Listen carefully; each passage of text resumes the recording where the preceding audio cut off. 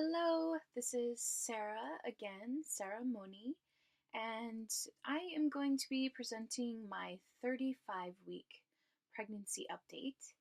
And to be perfectly honest, I recorded a beautiful 34-week pregnancy update and have not been able to upload it.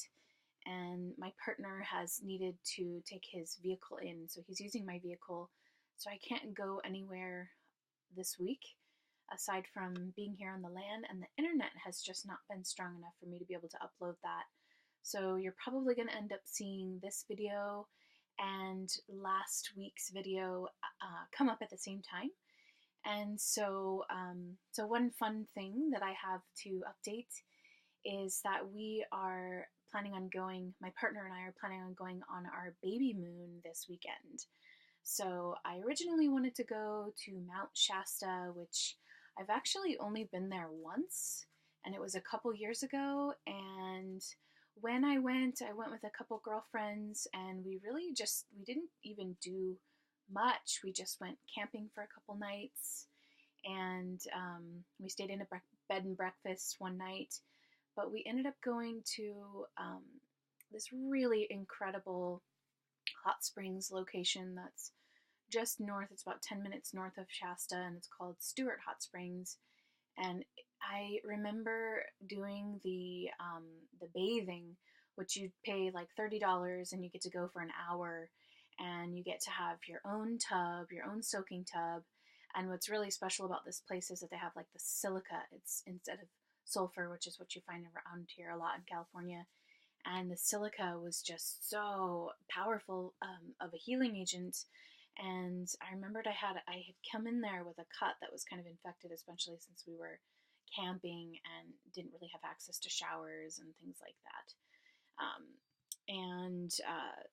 By the end of that hour, my cut was like, you couldn't even tell that I had a cut.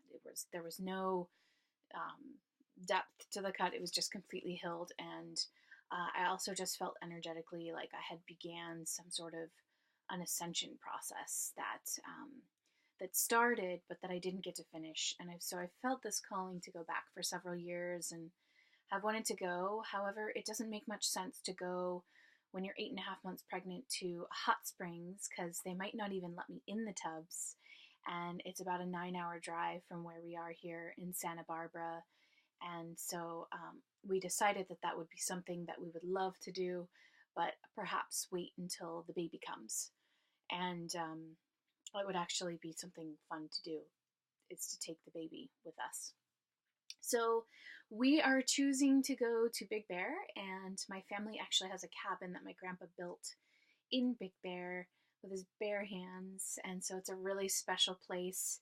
And so we are headed there tomorrow, which is Thursday, and then we'll get to stay for like 4 days. So it doesn't sound like a long time, but that's actually a good amount of time for my partner and I to get to spend together with no work or outside distractions, coming in. And that's sort of the purpose of a baby moon, is to, especially when you're a first-time mom, to get to just spend some time together, just connecting one-on-one if you do have a partner, and just knowing that sweet, precious one-on-one time is about to be not taken away totally or forever, but it's gonna be paused for a while. So really just taking the opportunity to kind of get away together. As far as symptoms goes, I wore kind of the wrong outfit to show you, but I actually blistered my belly this week, which I've had this beautiful, gorgeous bump this whole time. And I was actually making bacon for my partner like 3 or 4 days ago, and got splattered with the grease, and it actually blistered my belly. So I've been dealing with that. Aside from that, not much change from this week to last week. I've definitely noticed the baby's taking up more space. I used to be able to really kind of tell what was what in the belly, and now I just feel like, oh my gosh, he's just everywhere. And I believe that he is still in the proper position. I think he's still on my left side, with his head down and his butt up. And his butt is actually somewhere up and to the right. Let me see if I can just feel it. Yeah, I think his butt is like right here, actually. And so his little legs are going across still. It's basically the same positioning if you watched last week's video that he was in last week, where he's on the left side. So that, I guess, is the second most favorable position for giving birth. And the first most favorable position would be just him facing the back with the head down. So I'd be able to feel his spine just kind of running up down the center. And so I've been trying to do as much baby mapping as I can, and it feels like from last week to this week that he's flipped sides several times, but he's still head down. So he might be on my left side, and then he might move to the right side, but in general, he's still head down. And I'm definitely feeling a lot less movement, more like slithers. The way I'll describe it is it kind of feels like somebody's sleeping right next to you in the bed, and you can feel their every movement except for it's happening inside. So it's just these like very sleepy, slow little movements that I'm feeling him make. And then every once in a while I'll feel him do like a big kick. And when he does a big movement like that, because he's a lot bigger, it's enough to actually move me. So that's been kind of fun. And definitely still feeling a lot of the same symptoms as I was last week. So nothing necessarily new to report. Just occasional acid reflux. I actually feel like, and I believe I said this last week too, that I was feeling less acid reflux than I had previously in the pregnancy. I was feeling it a lot, perhaps like a month ago to 2 months ago. So it's kind of subsided a little bit, and maybe that's because he's dropped just a little bit, although I still feel like he's pretty high up. And definitely still been experiencing a lot of gas. When you're pregnant, you release a lot of progesterone, and that relaxes the smooth muscles. So it relaxes the muscles in the intestines and also the esophagus. So I've been having a lot of burping with the acid reflux, which is always fun, and also been having a lot of gas. It seems like if I ever have to go to the bathroom, which I do usually once a day, then I usually experience a lot of gas up until the point where I actually have that bowel movement, and then it kind of subsides a little bit, but not for long. And so been dealing with that. That's been interesting. And let's see. Yeah, he's still moving his head a lot down. In fact, he's doing it right now. He'll kind of like move his little head down around in my pelvis, kind of like rooting around down there. And it hits like there's a lot of like nerves and ligaments and tendons and things like that. So it comes across as like a really sharp sensation. I wouldn't necessarily call it painful. It's just like a experience where I feel like I have to pee, and yeah, it's like a zinging feeling. So that's been happening. And I still have not, I believe I said this last week too, haven't been feeling as hungry as I was like during second trimester and first trimester, especially second trimester. I was just ravenous like all day, and I've been finding myself eating less meals, which is actually good. It helps with the acid reflux. Less or more meals really, but less food when I do eat. So I've been finding myself doing a lot of like snacking throughout the day. I might have like an apple and some nuts, or some seaweed snacks, or some tea even with some nice butter or milk in it, and that kind of tides me over. So just finding myself like snacking throughout the day a lot more often. And I also, when the video gets posted, I also will put links up. Oh, they're right here. Oh, and my camera is on one of them. I wanted to just show you, since I have them here this week, the supplements that I've been taking. So this is it's kind of an old bottle, so it doesn't look that great. anymore, but this is the nettle. It's from Eclectic Institute, and it's fresh, raw, freeze-dried stinging nettle. And that's what I'm doing for the iron supplement. And when that runs out, I had also mentioned that I have on backup another source for iron, and I went and I talked to the supplement guy. This is probably showing up backwards on the screen, at Whole Foods, and he said that this was the best one because it also contains that vitamin B and vitamin C as well in it already. And they also have it in liquid form. I've heard more often from other pregnant women to try Floridex, but the supplement guy at Whole Foods was actually just saying that this is a better source because it has the vitamin B and the vitamin C in it as well, so your body absorbs it quickly and more effectively. So I'm going to try that out. And as far as, you also want to be taking DHA at this point, if you're not already, and so this is the source that I've been using for that. And I'm going to try to extract the other main supplement that I've been using. It's also Garden of Life. So this is the main supplement. So I take this one 3 times a day. That's just the raw prenatal. And let's see if I can get the camera back on and it's not too funky. There we go. That's what the camera's on right now. So those are the supplements that I have been taking, and I've been a lot better at taking them this week. I believe in my last week's update I had shared that I wasn't being that great at taking them. So I have been doing that pretty regularly, almost 3 times a day. I'm not the best at taking any kind of pill form, any kind of medicine that's, definitely not any kind of like Western medicine. I'm really not that great at taking vitamins or supplements either. So yeah, I need to get better at that. I'm imagining myself getting much better at that by the time it comes time to nurse and to breastfeed, because then I'm going to be really feeling the effects. I think the reason why I'm not that great at taking the vitamins is because I feel really good. I feel like the food that I'm eating is really taking care of all those vitamins and nutrients that I'm needing. And let's see, also, so an improvement actually from last week. It's also really common for pregnant women to get swollen feet and ankles and even hands at this stage.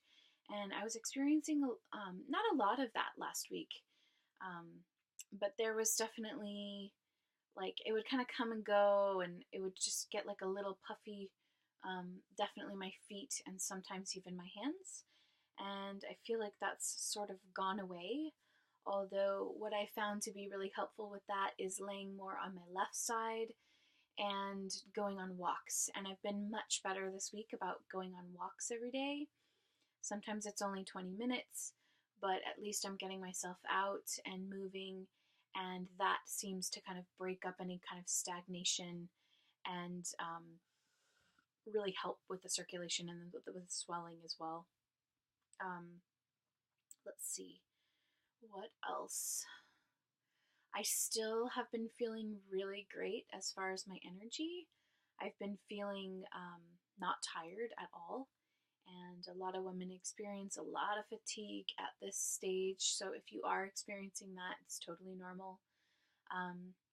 I don't know if it'll come back.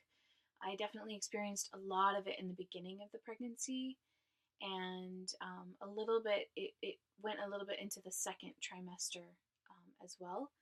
But for the most part, ever since it went away, it has not really come back. I have not had big bouts of fatigue at all. So that's good. It's not good and it's not bad. It's, it is what it is. So I'm grateful for it, but if it was here, that would be fine too. You just kind of got to roll with it when you're pregnant. Whatever's happening is just fine. Unless there's something major happening and you need to go take care of that. And then I guess just one last little thing that I'll share is that we were supposed to have our 35-week pregnancy appointment with our midwife, who actually, we're in Santa Barbara and she's in Ojai. And we're working with a team. It's 2 midwives. And then they also have a midwife assistant. And then I also have another girlfriend who is a doula that's going to be a part of the birth team as well. And I believe I'm going to be doing a video on like what our plan is, what we're doing as well. But anyways, I'm sure many of you have probably heard of or are maybe even affected by the Montecito mudslide. And so we were unable to get to our midwife this week. So I hope nothing goes wrong with, I guess, worst case scenario, because at this stage, at 35 weeks, the baby could potentially come at any time. I'm not technically full term until 40 weeks, but you know, lots of women give birth to really healthy babies at 35 weeks. Do want him to stay in there till 40 weeks, just because then his little lungs and organs will just have the best fighting chance for survival outside of the womb. But I guess if something happened, we could go pick up our midwife from the ferry. But essentially what's happening right now is the entire 101 freeway that is our main vessel for going down south to our midwife is flooded, and there was massive mudslides. It's actually pretty serious. There was 20 deaths and about 28 injuries. I think there was like 125 homes that were destroyed, and a number of homes that were also just damaged. So it was a really serious event that happened. It was basically coming from 2 days of torrential downpour. I think there was about 9 inches of rain, and we had a big fire back in December here. In fact, I actually had to leave for a week to get out of the ash and the smoke. So it's been a crazy year as far as natural disasters goes for Santa Barbara. And basically the only way to get south is to either take a train, and then you would have to have some kind of vehicle on the other side to take you from the train station to where you're going, or to take a ferry, but you can't take your car on this ferry. It's just like a charter boat, and so you could take that to get to the other side, but then you'd need somebody to pick you up as well.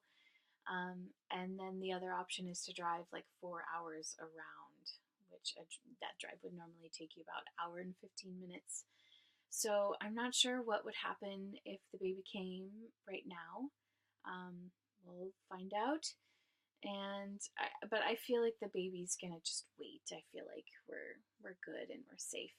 Although I am interested to see this weekend. I don't want to create anything with my thoughts or my stories, but I was my mom's first baby, and I came 10 days early because she went to Big Bear, and I guess the elevation caused her water to break, and then I came early. So it's interesting that we're going to Big Bear this weekend.